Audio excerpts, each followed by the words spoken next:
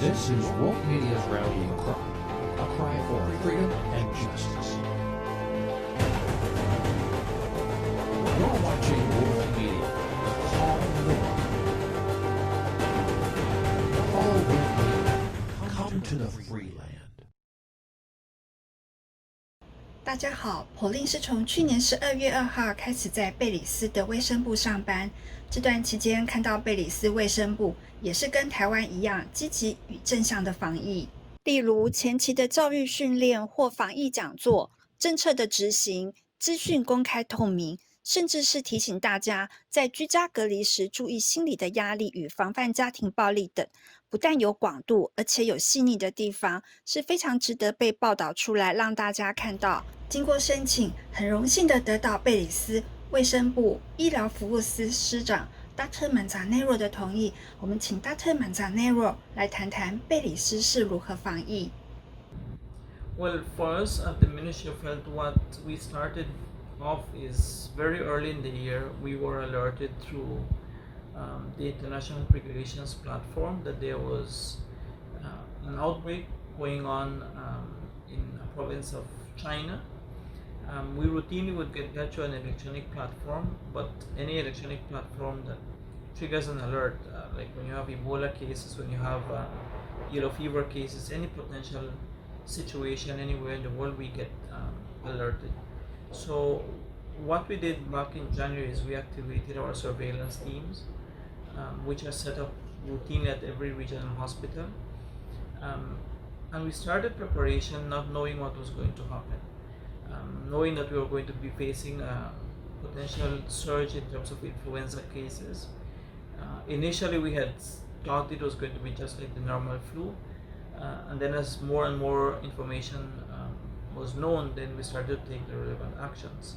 One of the first actions we recall taking is the banning of persons coming from China.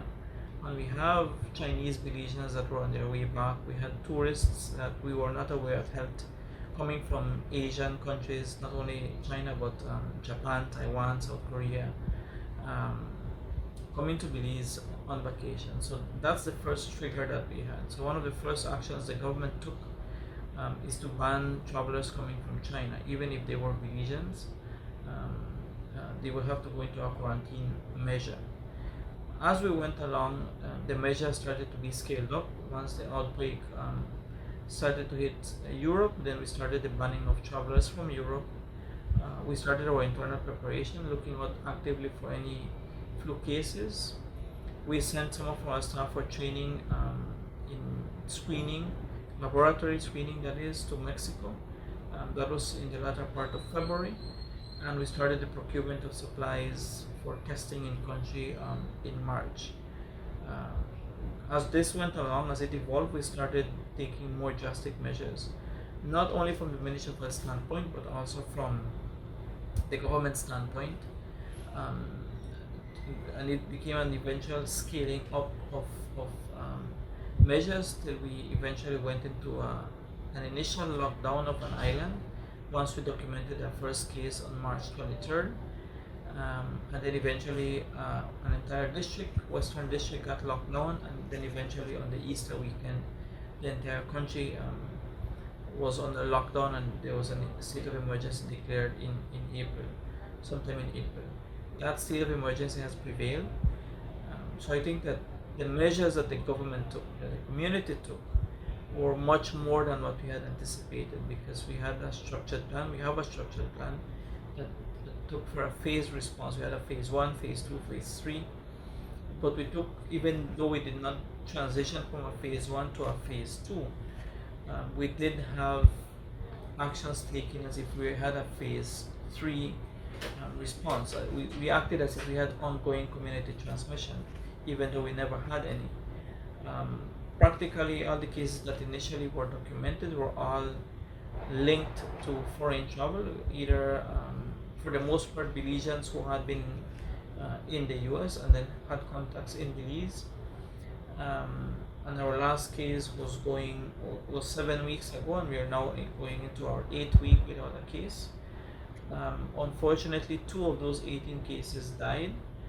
and we recovered the other 16 cases pretty much. 16 cases, as I noted, were fully recovered, and only 4 of those 18 actually had an interaction with the hospital where they were seen at the health facility. The other 14 cases were picked up either through contact tracing or through the surveillance mechanisms that we have in place.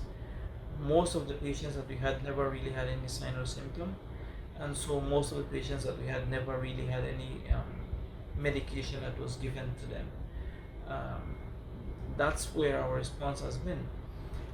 Even though we have not had a case, we continue to prepare with the procurement of personal protective equipment, training for the staff, procurement for supplies for the central medical lab, in anticipation for whenever we have other cases, particularly because Belize is kind of captured in a geographic area where we are having a surge of cases in neighboring Guatemala, neighboring El Salvador, Honduras, Mexico, and of course the US that continues to have an escalating number of cases. So for us, it's when it's going to get a second wave. That's, I think, what we are basically preparing for. 我们来听听看贝里斯人对于卫生部在这次防疫的表现是如何呢？ To me, the government is doing a great job because, as you can see, there's not many cases or no case showing up. That's new. I think that the Ministry of Health has done a great job informing the general public about COVID-19 in Belize. Well, they're doing a great job so far because COVID-19 has been controlled here in Belize. Well, I think the ministry is doing a great job because the country is safe at the moment. About the performances about the Ministry of Health, I am proud of them and I'm happy for them. I'm very grateful.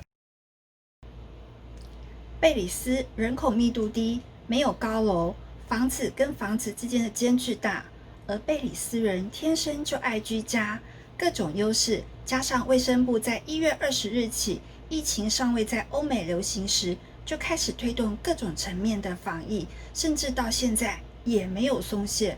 我觉得这些是让贝里斯能控制疫情很重要的因素。我们可以看到，即使是小国，也能做好防疫。位处偏远的贝里斯，从来没有被上天遗忘。我们下次见。